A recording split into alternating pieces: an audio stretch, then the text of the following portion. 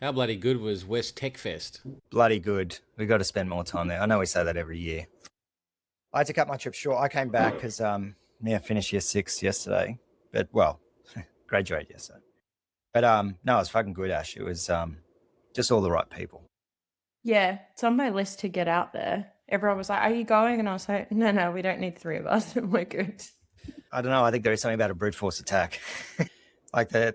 It's just the people there and yeah, look, the content of any of these conferences now is pretty much same. But no, definitely, we got to spend more time there. So we're aiming to be back in Feb. Yeah, third week of Feb. I got all networked out yesterday, so I changed my flight to the 6 p.m. out. But then it got delayed, so I got in at 2 a.m. this morning, and I thought I won't wake up Libby. Forgot to turn the alarm off. So I woke up the neighborhood. Don's home. Yeah, Don's home. Hello, everyone. But trip totally worth it. I don't even know how to properly debrief it, I guess. No, except doing a red eye there and a red eye back. I think that was probably my biggest mistake. I just it's only a 2-hour time zone difference to Brisbane, but man, I could not sleep. It killed me. Age is such a terrible thing. But I mean, there are big shout out to Dan Javeski, CEO of WeMoney. He's such a good operator. One, like he had the video from that little event that we went to on whatever night it was out the next day. But genuine, humble, very people-centric, very passionate. And he brought together a number of founders and investors on the Sunday prior and put together this great little sharing session, which was absolutely awesome. Met some amazing people. Got to spend time with Dom Pym and Judy, the CEO of Redbubble, and I always get this name wrong. Euphemia is Dom's private office, family office. So that was amazing. Yeah, Dan shared his story and everything that happened. So it was amazing. People were still talking about that Sunday lunch event days later. Yeah, there was a presentation and a discussion by Performance VC on some of the interesting retreats that they run, and it reverberated across the whole conference. Ahead of the curve. Yeah, it was also awesome. Like Maxine Minter, getting cross paths a number of times over the years, and obviously we operate in a similar space. But just hearing her talk and the way she delivers data to back up a lot of our what is our thesis essentially, but just epic, and looking forward to having her on the podcast as a guest next year. Yeah, that was a great lunch. Big shout out to Carly Norman. Yeah, who year after year does an amazing job on that program, and just a wonderful human as well. Yeah, but it was from a networking perspective, and just having been going to Perth for the last kind of 12 years and in different ecosystem roles, it really feels like it's matured to a point where there's some good late stage companies and a lot of interest and appetite on the investor side. So it's interesting to watch the what's next. Paperly is definitely well known in the ecosystem over there. So we had a bit of street cred, being able to say that we'd completed our investment and we were now part of the Republic of WA. So that felt good. Yeah, that's true. And it's fair enough. People from Perth do not like East Coasters flying in, say, just give us your money and then fucking back off home. They want to know that you're there to add value to the ecosystem, which is so good. Like we talk about this in the with different government policies that have funded interstate operators to enter and compete with locals, whereas Team WA is very much playing that card of, look, we back the locals. We want to see real commitment in our market. So good on them for sticking to that too. Yeah, and then speaking of community events, we've pulled together a offsite for January. Yes. So January 17, let me get this right. Is it 17? Let me double check. No. January 16 to 18, we'll be doing an offsite, which this one's focused particularly around the personal side for founders and investors that want to set the year up right for 2026 and make sure that they can scale themselves at the same pace that their businesses are scaling or better. But come along, It'll be at one of our 2 shareholders' properties, pending a conversation on Friday. We'll decide which one we're going to. Oh, we got some competitive tension, do we? We do. One of our shareholders has been seeing us hosted at another shareholder's farm for a long time and is pretty keen to have us. Well, have we put together the list of assets that we would like? Because don't we want an amphitheatre as well? Well, that would be good. Some equine therapy at either property. I think we should have our wish list. We'll go for a RFP. I think we need more than equine therapy, my little hombre. Yeah, but that'll be up on the website soon. The team has been migrating our back end, and I'm navigating how to actually set up events now. So as soon as I sort that on the weekend, it'll be up live on the site for Monday. Well, now that we've pulled ourselves into the 21st century and actually have a podcast booking link that we can send people, I went insane yesterday. It's like Oprah, you get a podcast, you get a podcast. But Joe Zhu of Strong Room AI has agreed to come on and go really deep into what's occurred there. So I'm excited for that. Excited for James Leatham of Vendor Paddle, our first exit.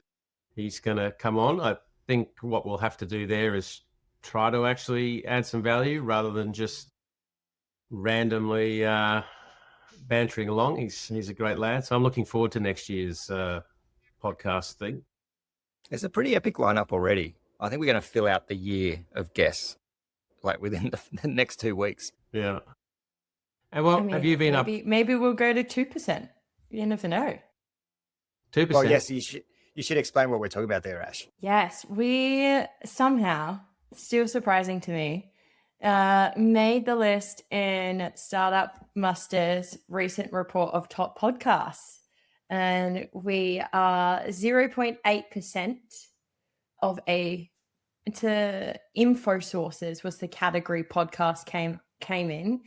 That might not sound like a lot. Yeah, I'd rather you, like, what's the percentage growth, Ash? Like that's really where we should be concentrating. Well, I don't know. Did we even make the list last year? No, so 0%. So we've had an infinite growth. Infinite. It's exponential. It just so happens to correlate with me joining the team. So you read into that what you may. Okay. You should absolutely own that. You should own that. But for comparison, Diary of a CEO is only 3.3%. So I think considering we're 0.8, that's pretty awesome. I was pleasantly surprised. Acquired is 1.1. Lenny's podcast 1.1, which I will listen to. Maybe if I listen to ours as well, we might be a bit higher. But it's pretty cool. Yeah, I think we're the highest in our ecosystem, really. No, it's good. Did you get a chance to have a look at the Startup Muster report? There's a few things that stood out for me that I put into the show notes. Like the age distribution. I've essentially hit the top of the age distribution curve, and now it's all the way down to the right towards inevitable death. So that was good to visualize. Yeah, well, first of all, massive shout out to Murray Herbst for pulling this together. Like this is, I mean, Startup Muster's existed for a while. It had a bit of a pause, I think, during COVID, post-COVID. Great to see it happening again. It's really useful to have this data to inform policy at all levels of government, but also ecosystem operators to understand how they're playing. So it is really important. It is a long survey. Like it is, I got to say, it's painful to complete. Like it takes a long time to get through everything. I'd like to see a more condensed version that only asks specific questions based on contextual answers. But well done, Murray. Murray doesn't know this yet, and I'm sure he probably doesn't even listen. But we're going to be inviting him on the podcast to go through the report as well and share his insights. But there's a lot to take in. Far out, it's pretty thorough. Once I understood the color coding system of the years and got my head around that, I don't know why that took me so long. But because one of the stats is the average age of founders from the last 4 years is up 5 years. It's gone from 41 to 46. I think they need to have another one that's like the age that you feel, because it ain't going to be close to that. I think what's interesting is the increase of founders working a job outside their startup has gone from 34% to 43%.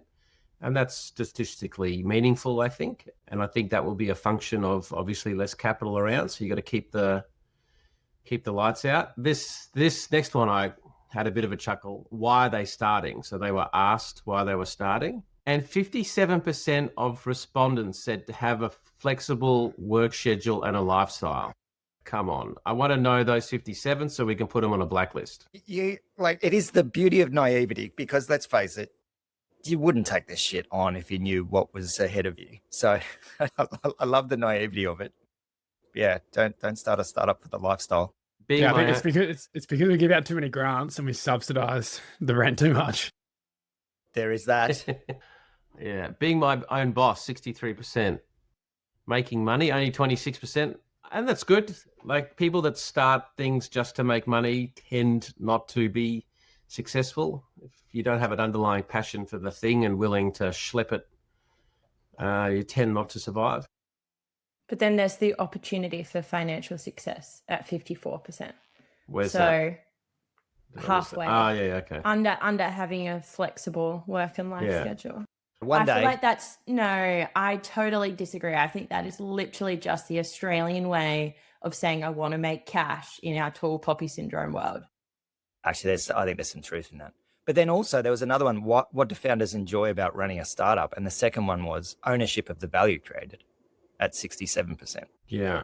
Yeah. But I think there's something with like ownership. Like, that's a key word in that sentence, where like owning something, I think, from a Maslow's hierarchy of needs and a psychology perspective, has more compounding impact on oneself. Yeah, all true. Our size of team is interesting. It peaked at 8.2. It's now down to 4.3. That'll be a function of less capital, but also AI tooling making you more productive. And then, the most important one that I'd put in there was that Tribe Global, which where for a start, Tribe Global Ventures, the podcast is actually Transparent VC. So in no way is the name actually correct. But are we sure that it's actually us? Is there someone else actually Tribe Global that should be given the actual accolades? Maybe we should search for that. It is interesting. We're meeting people and they read the logo and it's like, oh, tell me about Global Ventures Tribe. It's like they just read from top to bottom. We've been called worse. Yeah. Any thoughts you're in, Jack? Jack, the amount of feedback on your South Australian pitch. Like, people from Adelaide just going, Jack nailed it. It's the best pitch of anyone there. Come off mute, Jack. Talk to us. I've got nothing to add. So this is Jack. He only speaks when there's absolute gold to drop. Yeah, so I didn't see you. They didn't see you shaking, Jack. Good. I was shaking up there, but it actually went all right. And I had a few people reach out because our last episode would have been the week before that, and I was saying I was super nervous. So thanks for the listeners that did reach out and gave me a few tips, and was just checking if I survived. I was just having a reflection, thinking this could be the first episode that a lot of people listen to after the Startup Muster Report comes out. And so far, I don't know how many minutes in, and we're just talking crap about ourselves. It's like, what? How does this rate? Newsflash, stop listening now if you don't want this. This is all it is. Well, be careful what you wish for, because Going straight to sharks. No, there may not actually even be this next year, because there's been some change. A police crackdown on podcasting. This type of gear now banned across Australia. We are saying to retailers, get these dangerous weapons out of your stores, off the shelves, because what we want to do is choke the supply. Authorities have set up amnesty bins to encourage guilt-free disposal of recording equipment. 1 in 2 men have started a podcast, but a shocking 100% have thought about it. I think a lot of young guys fall into the trap of thinking they're interesting. There'll be 251 podcast bins across Australia in hotspots like Bondi, Cremorne, run clubs, and most importantly, private boys' schools reunions. Luke Bailey and friends Tom and Diesel run the D&M podcast and say the amnesty will save lives. You wouldn't believe the amount of people with messages saying that they listened to an episode and said that they've wanted to walk out into traffic. A number of people just fall into the trap of thinking they're interesting. I thought that was very, very funny. Yeah. Wait, that's real? That's not Sora? No. That is not real, Ash. Oh, we can still podcast. Well, it's real as in... what? No. Hang on, whoa, 2 things. It's not AI generated. It's real in that sense. People have too much time on their hand to make those things. It's a parody, Ash. Yeah. It's called Anyway. comedy, Ash. It's not funny. Ash, it was very funny. What are you talking about? That was so funny. I think she's very scarred by being part of the podcast. That probably should be subject to a ban. Okay, let's move on to, for some reason, some of our top listeners. Well, that's the other thing that came out this week was Spotify Unplugged. I thought I'd just do a quick shout out because we wouldn't be on lists if there wasn't for our listeners. Now, Jake DeMarco, CEO and co-founder of Venue Now, he sent me his, and he is a top 7% listener. So thank you, Woohoo! Jake. However, Thanks, Jake. that is nothing on Lee Ford of UEF, who is a 0.001% listener, who, given how excellent Lee is and an awesome investor and supporter of the ecosystem, I thank him for his service. Thank you, Lee. Get 0.001% of our listenership. He's got to be the absolute top. I actually think Marita would be giving Lee's. Yeah, I reckon Marita Corvette's giving Lee a run for his money. She's listened to every episode, knows the exact number of episodes. She was telling me like she gets really upset when like we don't release one like for a week. And when we were there in Brisbane, she was like, "And how's Tim?" And I was like, "Wow, people really do listen. Like, this is crazy." Well, shout out to Spidey, who sent me a whole lot of stuff to deal with my bees. It is weird walking around Perth and people coming up, "Oh, listen to the podcast," and then asking very personal questions about my life. It's like, what? How do you know this? But how we know Lee is an absolutely legendary investor now is because they were finally able to announce Vice Bio. And for those that need a reminder, that Sanofi, it is Sanofi, isn't it? Yeah, has acquired Vice Bio share capital for $1.1 billion, with more milestones of up to 450,000 based on regulatory achievements. And so UEF, which is supposed to be the UniQuest Extension Fund, has now been rebranded to the Unicorn Exit Fund. So an absolute congratulations to Lee and the whole team there at UEF, because that is an amazing outcome that I can see it flowing into the ecosystem for a while to come. Yeah, that's bloody fantastic. And for UEF now, the position that puts them in and their ability to deploy capital going forward, absolutely phenomenal. So well done to the team. Again, it's a team as well that just quietly gets it done. Like they're not big noting themselves. They're not out there carrying on promoting podcasts themselves. Exactly. Like just get it done, achieve unicorn exits. Forcing their drivel onto the general population. What's the lesson for founders, Jack? Go to Lee, and if you got any connection to UQ, reach out to him. Yeah, if you can spell UQ, go apply. Yeah, well, they have UEF jokes. fund. They have jokes like, "What's the criteria of UQ?" It's like, "Well, have you driven in St. Lucia before? We might be able to I did say to Lee, "Can I have how many classes I have to take?" And he said, "Ash, come on." And I was like, No, like deadly serious. This is a very good resource for founders who want to be scrappy. I think I finished 9 at UQ before I disappeared into the ether. Did you do a degree? Define did.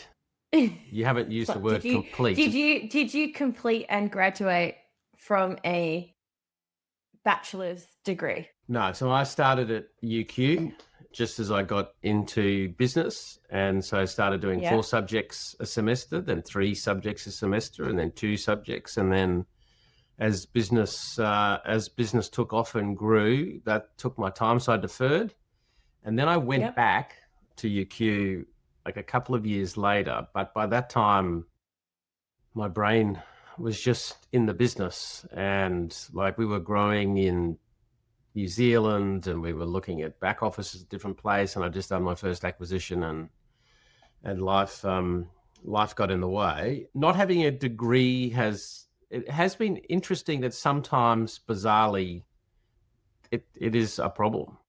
Mm-hmm. And there have been some circles where it doesn't matter what your experience is, or I remember even at the time when I was the MD of a listed company on the ASX, and I can't remember what it was, but there was something that I couldn't do because I didn't have a degree, and it was something in like business and stuff. And so I do lament not finishing it, if for no other reason to make my mother happy, because my mother's a strict South African who all of her children should have had a degree. Because in her mind, it's like, if you don't go to university, you can't function, you become a drug addict and a drain on society. Like, that's my mother's linear sort of. So far, so true. And so it was always a little challenge in the Mackenzie household. But yeah, anyway, diversion. I'm hearing is we have a connection to UQ, which would make our management company eligible for investment from the UEF. So, Lee, if we could set up a time for a pitch, that'd be great. That's true. I remember just before I deferred, because I was always running late to get to class, I would have to park in no parking zones. And the amount of parking fines, that alone was a cost burden. But when I was there, I got reasonable grades. What's reasonable? Like fives, fours, fives. I think I got out of 10? No, it's out of 6, isn't it? Or 7?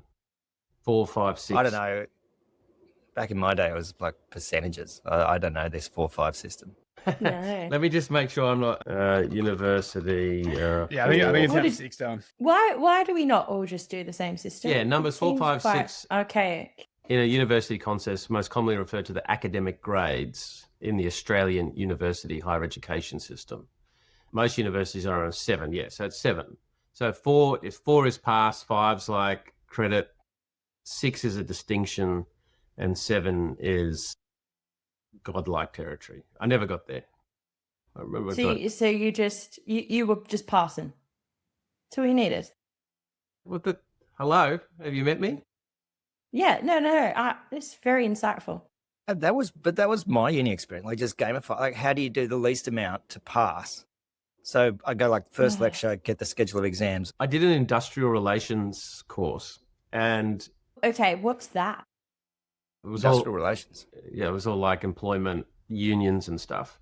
And so I was 18, and Dad was a project manager for a last contractor, and the new Ingham's chicken was being built. I still have nightmares when they were commissioning it, watching this little old lady with a knife, and she would get the chickens that hadn't been properly done by the machine. She would just sit there cutting their throats for like 8 hours at a time. I'm putting that to one side. Dad got me a job on there during the construction, and I watched these unions just rule the roost. And like, they were pretty well fully in control, and they would stop the site at a moment's notice for all these reasons. And so I'm doing this industrial relations course where this lecturer is talking about deregulation in Australia and how the unions no longer have sort of power. And so I, put my hand up and said, that's what the book says, but actually in practice, this is actually all bullshit, because this is what I've seen. And he wouldn't have a bar of it. What does an enterprise bargaining agreement mean?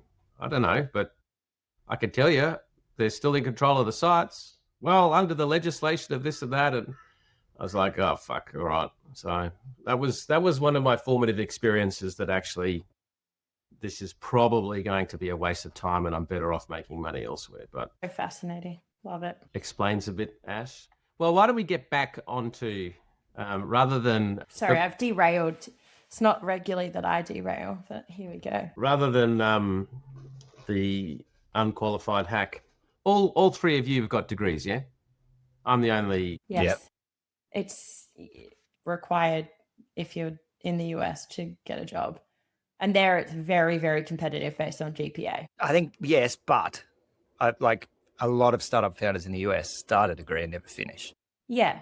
Yeah, but I mean, I had to pay back my NYU tuition. No, I feel like gotta go corporate first. all my degrees taught me was that degrees are full of shit. Like, in all honesty, like having done a law degree, you realize lawyers actually don't really know what they're talking about. Hence why everything is vague and grey. I don't know. It's an interesting conversation we're having with the kids at the moment about the value of a degree, especially going forward in the future. Interesting. I feel like I got a huge amount out of, I'm not necessarily going to say my degree, but my experience. Oh, that's different. I think the experience and the networks and the connection and all of that is absolutely required. And I would love my children to have that opportunity and probably go to college and actually be on campus. As long as we don't over-index on the fact that you're actually going to learn much. But yeah, totally agree with that. In Australia, Don? No, I'd love for them to go overseas. I mean, we got to be careful as parents not to live vicariously through them. But Through I your think children, that yes. I think people. Don's already got his kids wearing the Stanford swag. Like they've got the flags above the bed. It's all subliminal marketing. Well, that's gonna depend on Harry, isn't it? Yeah, exactly. Out of state tuition for them. Whew. No, it's super interesting. Anyway, back to the schedule. Yeah, back to the schedule. Yeah, so well done, Team UEF. Another great listener of the show, Chris Gillings. And I've got to message Chris today because there's something that's come out of the Perth trip that is going to be very ironic. But he did a post last week, I think. Today's officially the day he calls it. No startup should kick off a new fundraise. I would have said anybody kicking off a fundraise anytime in December, but kicking off at Melbourne Cup even was hard to get it closed in time. Yeah. But he makes the point, there's no time to run a full process before the new year and probably not even enough time to land a term sheet. Totally agree. VCs will listen to many podcasts over the break, hopefully, and some will transform their entire way of looking at the world. Momentum matters. I think that is a really key point. There is a founder that I know that had a whole lot of signals early on, but they didn't push the momentum to close quickly. And then we've learned that lesson painfully as well. We thought our ESVCLP registration would be out a lot sooner than it was. So we started having meetings and conversations early last year. Then that registration process took so much longer than we thought. And then people that had then committed, when we called them, we've decided we want a new beach house, or what was one of them? We've decided we're going to do a renovation now.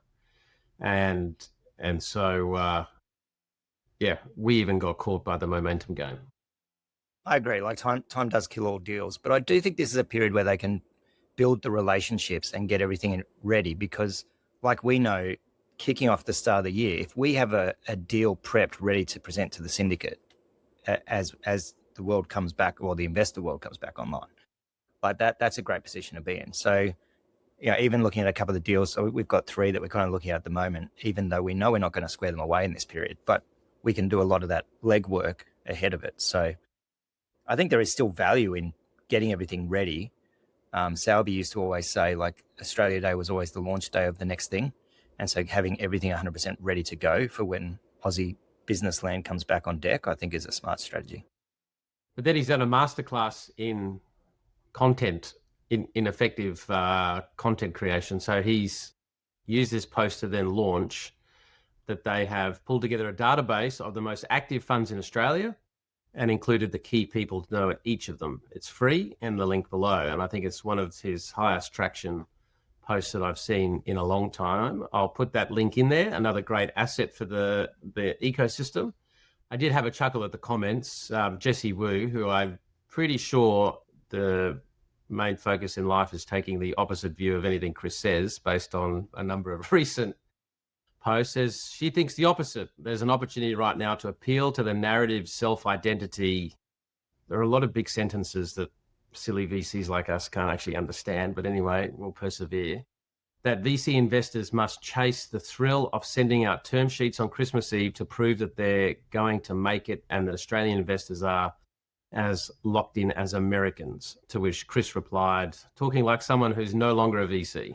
So I thought that that's a hilarious line. But then I did like Jesse's in reply to that, like someone who will tell you how VCs really think. Yeah, no. And there's love hearts in the messages, so they're sent with love. And but I think this is going to be another great asset for founders that can go with the Airtree list, the Cut Through Venture list. I haven't seen the list yet. I wonder if we've made the list. Hopefully we have.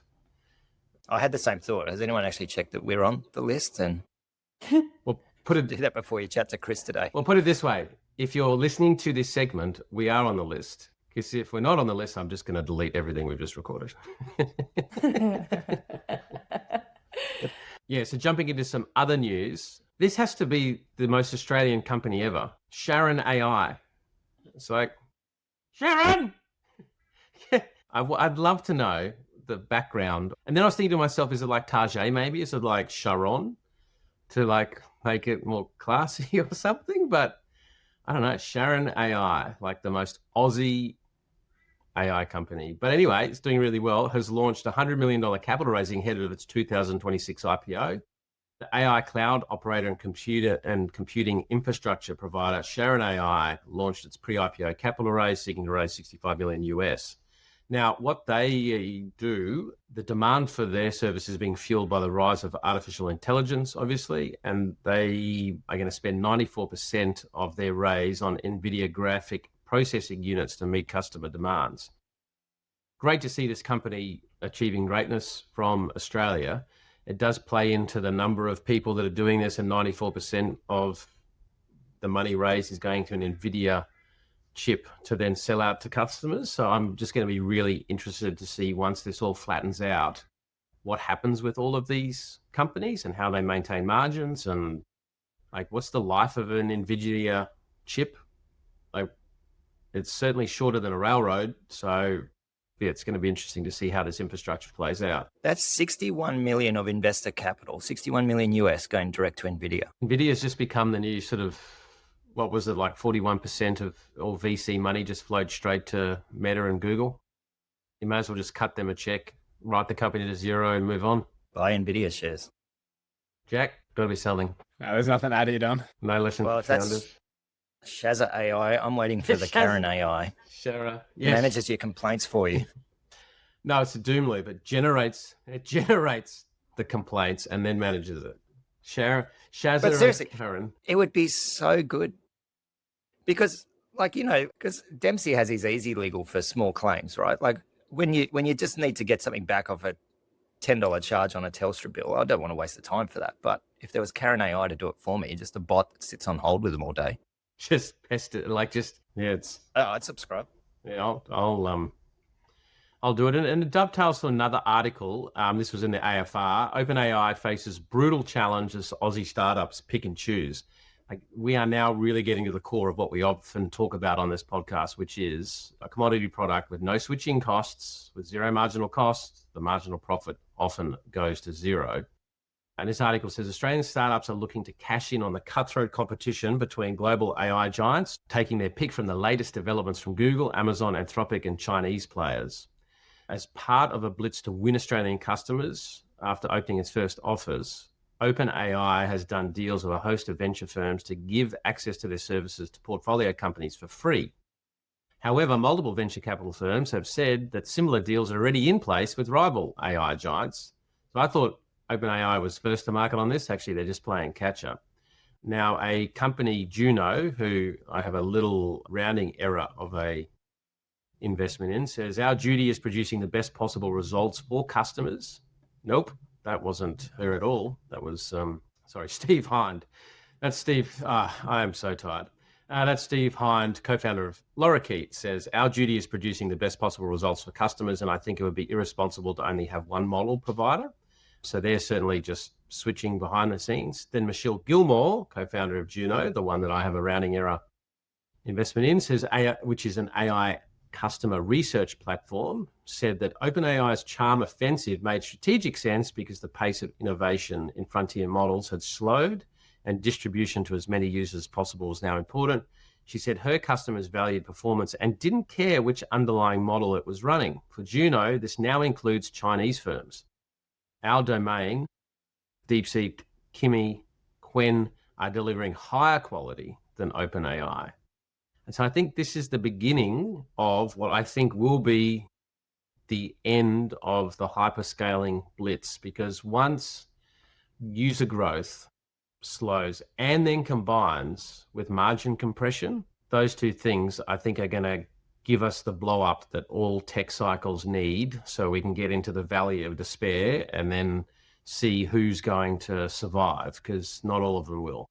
Yeah, one thing I took from Joel Pobar's talk at Runway in all these data, like talking about the metrics of like accuracy of the models and whatnot and compute power and everything else, they've just kind of all been stepping incrementally above each other, but the differentiation is going to zero.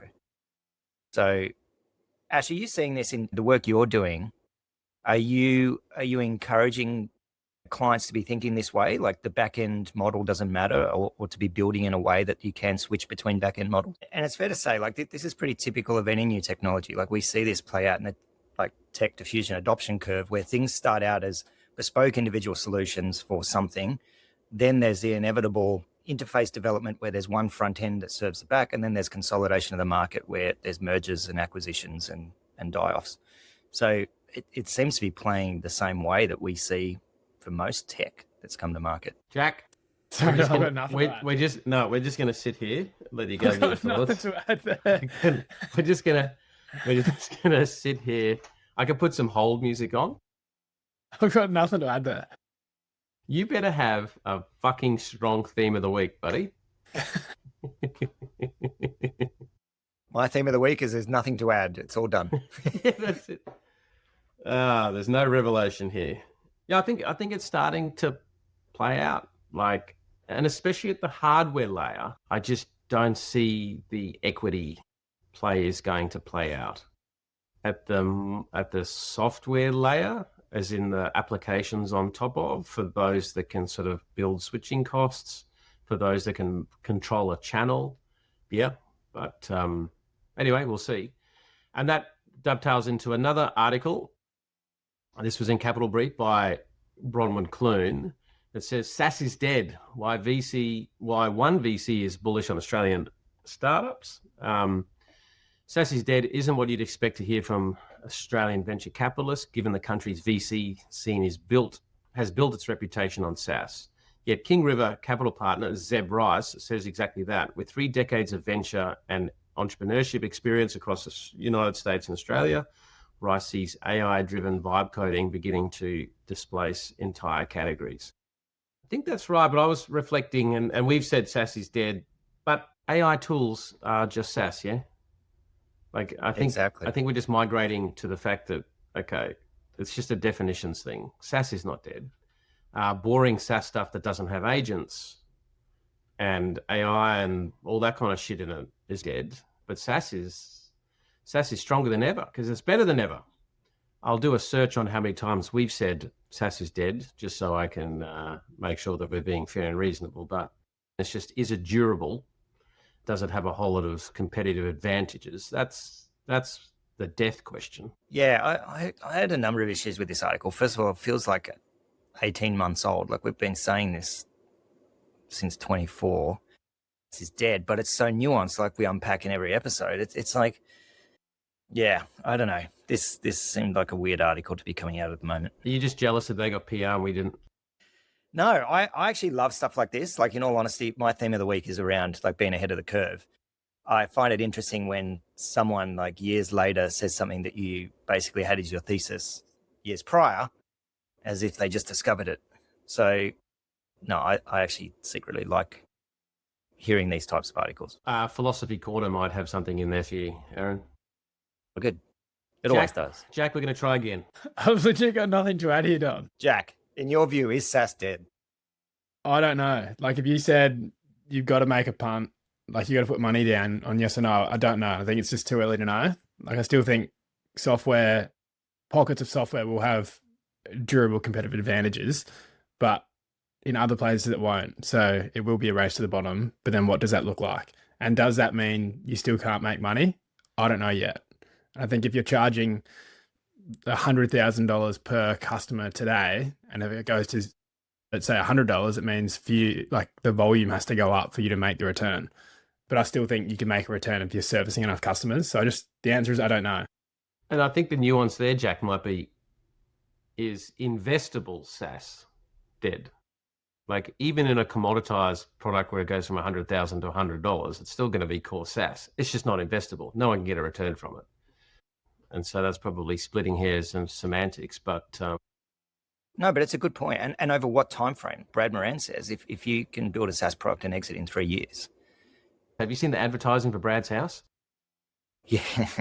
It's yes, everywhere, and it's insane. I fingers crossed for him, because if he pulls that off, I think given his venture background and building companies, there's going to be dollars that comes back into the venture scene for that. So I'm in his corner. All right, where were we? SaaS is dead. Yeah, no, that's I'll put that article in there. People can make up a mind for themselves. But I think what is certainly dead is if you're not growing strongly, no one's going to finance your losses. And I saw this again in Capital Brief by Bronwyn as well. Unless you're growing at 50%, you don't get to burn money. This is a line from the Culturamp CEO. Now, we spoke about Culturamp a few weeks ago because Culturamp, their revenue grew by just 11% in 2025. That's doth butter no parsnips for any investor. So they're now moving to profitability, but they're now moving to profitability when the desires of their customers are shifting. And so it's going to be really interesting to see how they transition. But one of the reasons this article stood out for me was I was in a call with a company during the week where they were talking about a Series B. And everyone's talking about the Series B, and I just went, just out of interest, what? I don't see that you can do a Series B. You're not investable. Like, I don't want to be that prick. But then it was like, oh, well, why is that? And then somebody else put a really great slide up of what you need to be Series B, to get Series B investment, and they didn't really tick many of them. So seeking a path that's not available to you is going to drive your car off the cliff. So the conversation then shifted, can we become Series B ready? Well, that's a good question to be had. And if we can't, what do we need to do to get this business to a position where it can survive? But just thinking that you arbitrarily have the right to do a Series B because you're a company that exists. Nope. I think for me on that one, just when founders index solely to a revenue number without looking at any deeper metrics, it's like, well, we're doing this much revenue, therefore it's a Series B. I mean, first of all, we're kind of anti the labeling, not anti-labeling of rounds, but we don't really index to the labeling of rounds. But I think for founders to actually understand all the elements that go into being ready for a particular stage of investment and what investors at that stage are actually looking for, and it's nuanced to each business. Whereas I think a lot of founders make the mistake of just looking at headline numbers that are reported in press around a raise, and then trying to correlate themselves and like retrofit themselves into a round of funding. On that labeling piece, the slight thing from Perth, I wonder if the labeling is, they sometimes try to use it to cover up undesirable performance. So we got pitched for a pre-seed extension round for a company that's 3 years old, doing 900,000 in revenue, but flat. It's like, and then the email was, we're doing a pre-seed extension so we can do our seed round next year. It's like, no, you've done your seed round. Like, you've got a live business. It may not be doing what you want it to do, but maybe I'm looking at it the wrong way. I don't know, but it was sort of like, what are you talking about? Now, whether you can do the Series A with those metrics, that's a different question, but I don't know. Maybe I'm just tired and cranky. No, I think there's something in that. And like when we go to the US and when we talk about a bridging round in Silicon Valley, that's such a negative signal. Yeah, it's you just go pre-seed, seed, Series A. Yeah, so your company's fucked, is it? And you want our capital to sort of extend the runway to pay you a bit more. Like, that's what they say. Yes, because the Silicon Valley interpretation is, so you couldn't make it to your Series A, so you need extra capital to bridge some screw up. Whereas in Australia, we have extension rounds, bridging rounds, extension. I saw a seed extension 3, like the third extension round. 3. Yeah. Go on, you two. Pulling teeth today. Should have stayed in bed.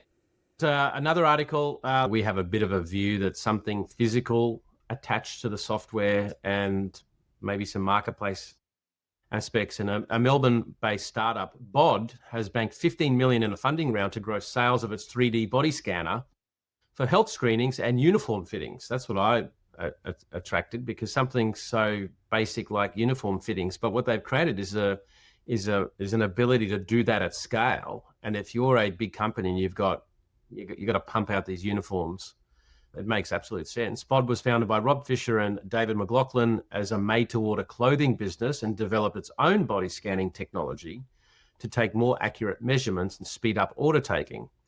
They then started to focus solely on the tech in 2019 and got rid of their apparel business in 2023. And I love that story. If you think of like founder problem fit, They had the problem, they built the thing to solve it, and then found that the thing to solve it was a much better business than clothing business. It's actually backed by a Perth billionaire, Lawrence Escalante's Virtual Gaming World. And so they've done really well. Interesting that Lawrence is in on this one. When I first read this one, like there's been a number of these start. They took a different approach. Like there was one group, I can't remember what it's called, but they went into the Westfield stores and you could go in and scan your body, and then it would recommend certain fits of certain brands for your body shape and size. But I went to one and it started laughing, so I left. I went to one too, but it just really didn't give any insights. I don't know. It's because you wanted the female shirts. And it was like, go to the men's section. But it started recommending I shop in the kids section of Kmart. For pants. Anyway, keep going. That was all I had. I'm ending it there.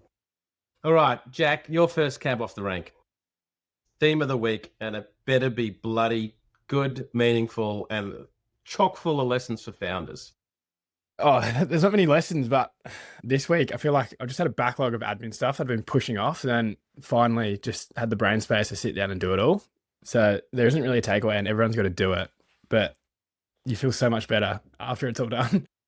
I appreciate you doing all that, buddy. Makes our life much easier while we're cavorting around, telling lies at tech conferences. You smashed through that yesterday, Jack. It was good. Have you taught Pat how to do a single DocuSign yet, rather than getting 28 individual unit certificates to sign for LPs?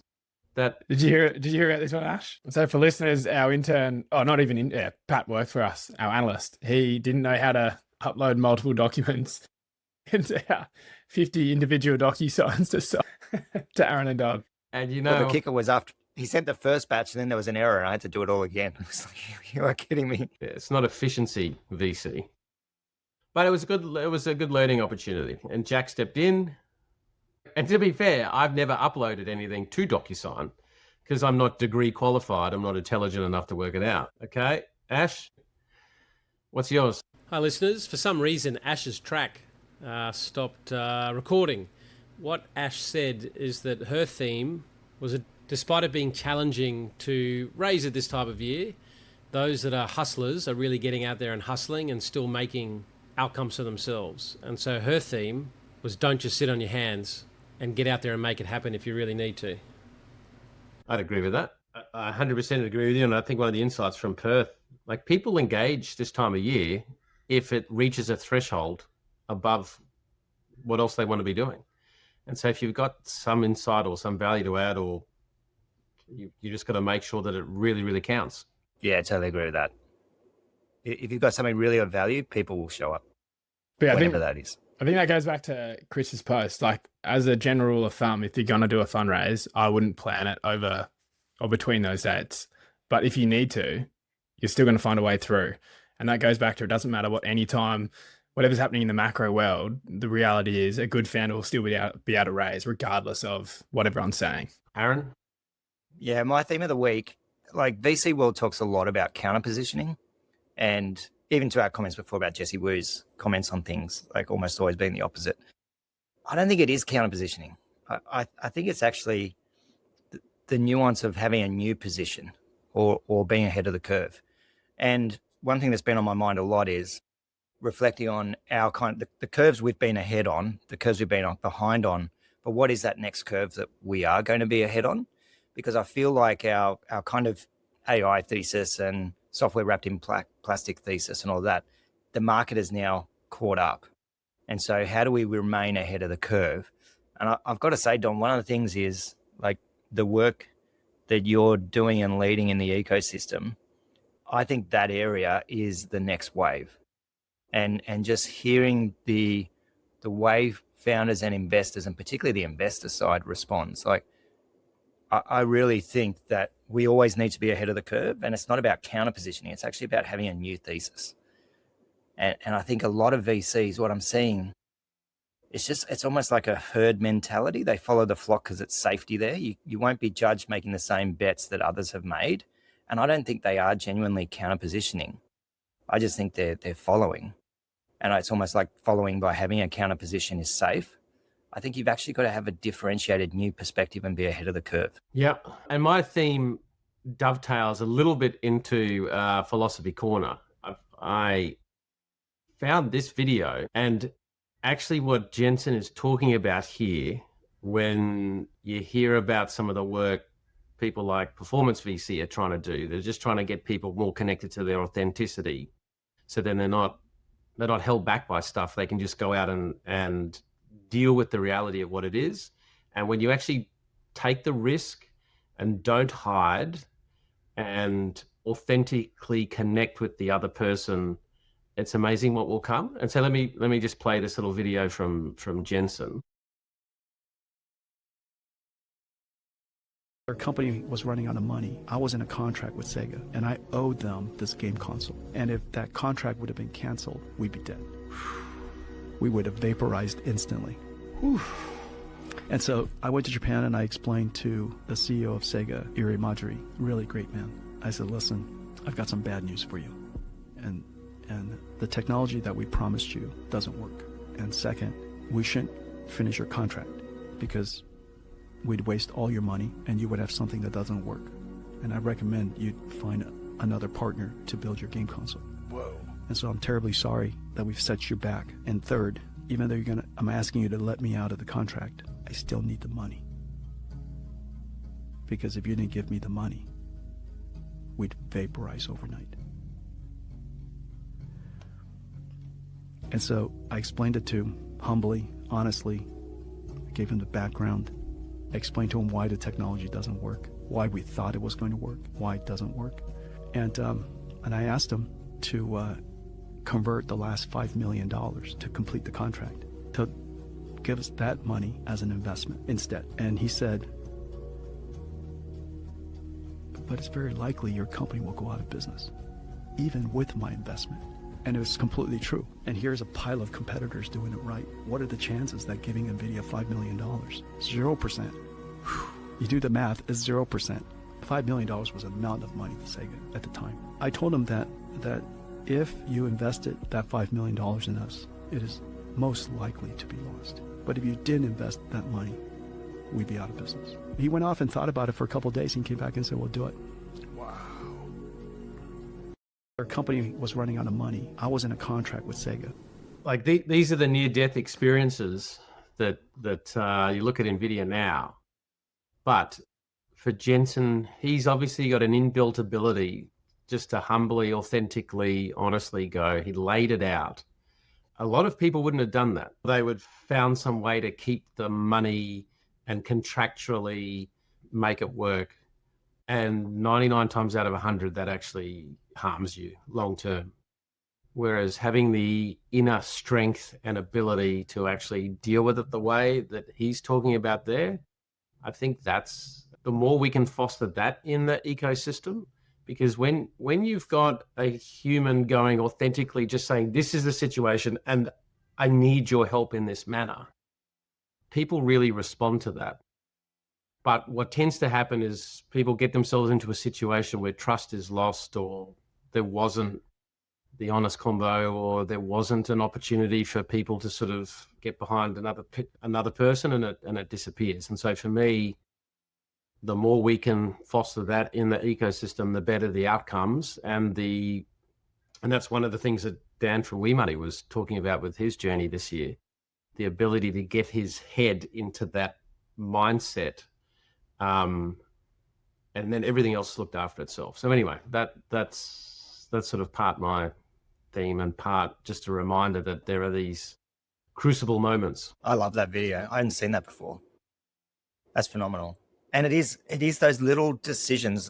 I often think, like, what would it be like to put different founders in this exact same scenario, and just the nuances of how they handle each situation to really appreciate the difference between those founders that go on to have success versus those that don't. Because I 100% agree with you, Don. Like, a lot of us, I include myself in that, would handle things in a different way, or try, yeah, exactly like you said, try and negotiate terms, try and whatever, like try and keep the contract alive rather than just having that authenticity to go, here's where we're at. Yep. Any other thoughts on that, Ash Jack? Well, a couple of people did raise that Philosophy Corner has been a bit weak recently. Adaptability is the highest form of intelligence. Knowledge matters, but the ability to learn, unlearn, and change course matters more. And it's actually the unlearning that I think is most important. And with a lot of the stuff, getting yourself to a position where you feel confident to behave like what Jensen behaves, it's actually unlearning certain patterns and what have you. And then this one I thought, I won't play it all because it's quite offensive, but Jimmy Carr, who I'm a little bit obsessed with at the moment, as you know, going to be seeing him the night before I fly out to the US mission. But as we end the year, and we just had a board meeting this morning where something went bang on a portco, but I'm proud that he's taken more of this approach. So Jimmy's saying 95% is how you look at it, 5% is actually what happens, and I think that's absolutely true.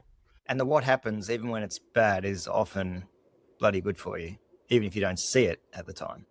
And I think in the case of this particular portco, I think ultimately that's how this is going to end up. Yeah. And then the final one, because imposter syndrome is spoken about a lot, and it is something that, some people do experience. I think that this is a pretty good take on it. You don't have imposter syndrome, you're just bad at your job. You're just bad at your job. Stop saying that you have imposter syndrome, because you don't. You just can't do your job properly. And you think that you're self-sabotaging everything that... No. You're just shit. You're just shit at your job. You don't have imposter syndrome. Because sometimes we've just got to understand that.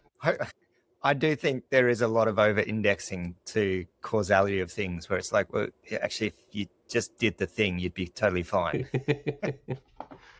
All right, let's get into the final charts.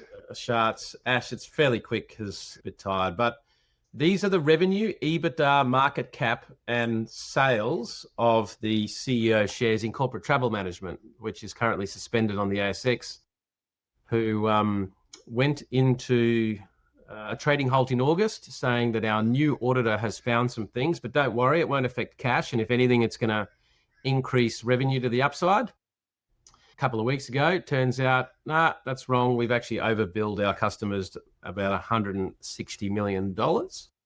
And now all of their customers are doing audits. The only problem with that is they don't have that amount of cash. And because they don't have an audit report, they're probably unlikely to be able to get debt facilities.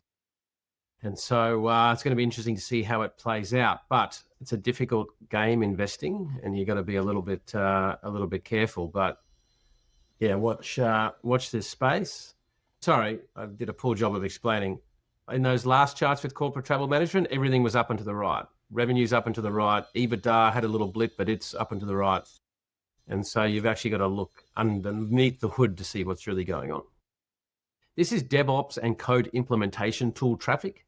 And we can see we had that big explosion from September last year, but all reports I'm seeing is that there's a lot of churn and they're falling off a cliff. And this is one of the challenges for investing in these early stage products. There was a lot of exuberance, but who's actually going to survive? Who's actually going to sustain, especially once it becomes a competitive world? But Ash, another chart that I saw was that once somebody starts using something, at least at the moment, there isn't much churn between these vibe coding tools, at least not yet. Is that your experience? Yeah, which again, from a long-term durability and value point of view, it's like hard to get your head around. Replic's been losing traffic since 23, like its share of traffic. Yep. So watch this place. And then this chart is the cost of using AI has fallen precipitously.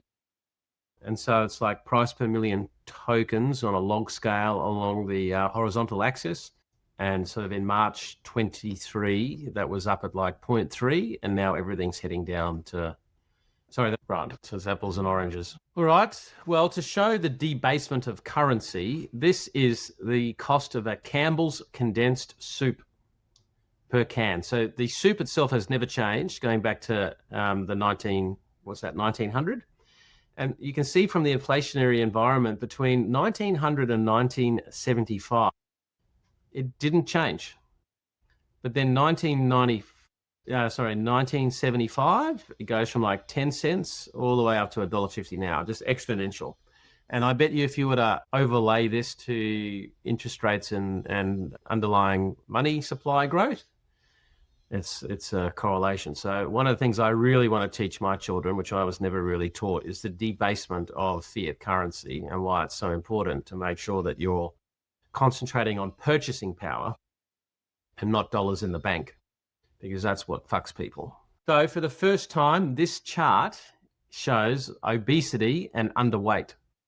And so it goes back to 2000, and underweight children, so malnourished across the globe, has been falling, but obesity has been increasing rapidly. And we've now crossed in 2025, where there are now a greater percentage of obese kids than underweight, malnourished kids.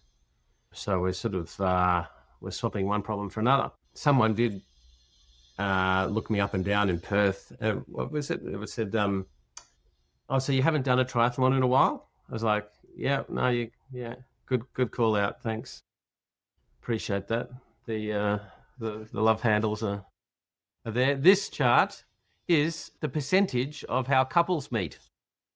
So it's just up and to the right for online, but it's interesting, and I'm going to be fascinated to see how it plays out in humanity. But every other way is just falling off, whether it's through friends, through neighbours, through work. I just fear the swiftness and the disposability of the online world is going to lead to a corrosive swapping of...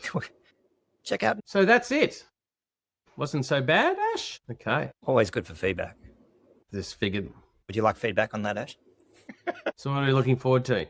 Hi, listeners. Again, Ash's file for some reason hasn't migrated to the download. And Ash said that she was looking forward to going to the cricket. Does anybody even watch cricket anymore? Yes. Who? I watch it. Well, you enjoy it with your 13 people? I've got a mate's wedding on Saturday, so looking forward to that. I don't even know. It's in Adelaide Hills. I haven't even looked at the venue. What's the dress code? I don't even know what the dress code is. He's Scottish, so they're all going to be in kilts, but I haven't even got that far. I just know that we're going to get picked up from the rugby club. So that's as far as I've got. Yeah, that same guy. So it should be a good wedding. Nice. Yeah, Louis going to spend the night with his grandma. That'll be fun, Jackie boy. I'm looking forward to the Dempsey's Chrissy party at their farm tomorrow afternoon. And then my dad's coming up on Sunday. He's keen to help with some reno or small renos around the house. So that'll be pretty awesome. How's the move-in going? Are you unpacked yet? Well, look, the laptop right now is sitting on a box on the bed. So no, there's still so much unpacking to do. It's just been on pause while we've been in Perth and everything else. But kids are off school. At least having air conditioning is good. Yeah, aircon is bloody good. Yeah, I know. I can hear it. That's actually the fan. Right, that's all right. It's needed. I'll be able to edit it out because I've got infinite energy for all of that today. No, but it is bloody awesome being in the new place. What about you, Don? What are you looking forward to?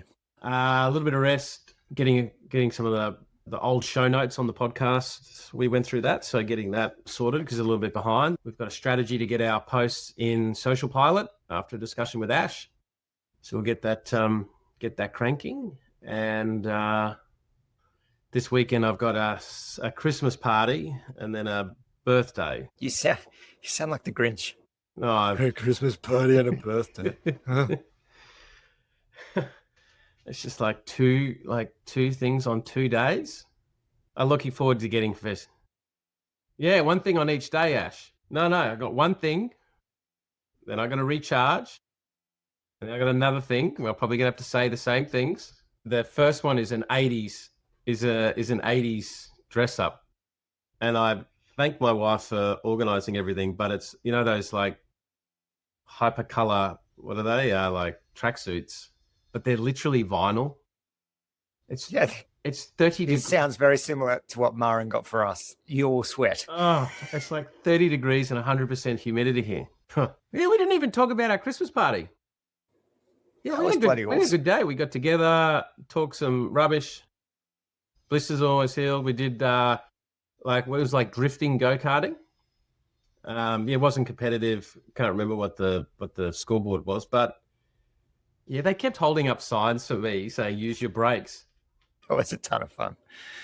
That was good. But the problem is Jack and Pat, because you guys are just you're such big units, going up those hills, you never stood a chance because of gravity. Yeah. And Pat, with his broad shoulders, just has wind resistance as well. Yeah. No, that's true. All right. Good one, team. Thanks, team. I'm going to, so to end, because it's Christmas, I found a AI generated, so are you guys old enough to know what this song is? Surely you know this song. It's one of the greatest songs ever. No? Anyway, some dude has taken AI and turned it into a Christmas song for Creep. I'm a creep. Exactly, which dovetails quite well. A weirdo. Yes, Yeah. it's the song of a generation. I would have heard it, but I wouldn't be able to tell you what it was. That's it. I'm ending this podcast. Bye. All right. See ya. See ya, team. Bye.